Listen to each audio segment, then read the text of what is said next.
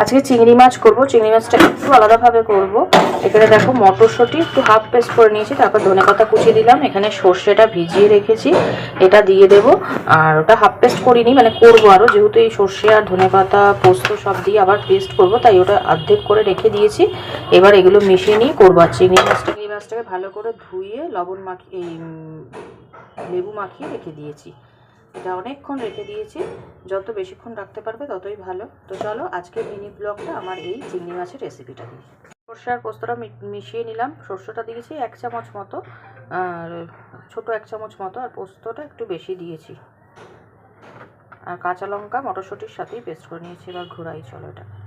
চিংড়ি মাছগুলো এবার আমি এই কড়াইতে দিয়ে দিচ্ছি। একেবারে পেস্টটা কড়াইতেই নিয়েছি যাতে আমি মাখাটা নষ্ট না হয়, পেস্টটা একটু।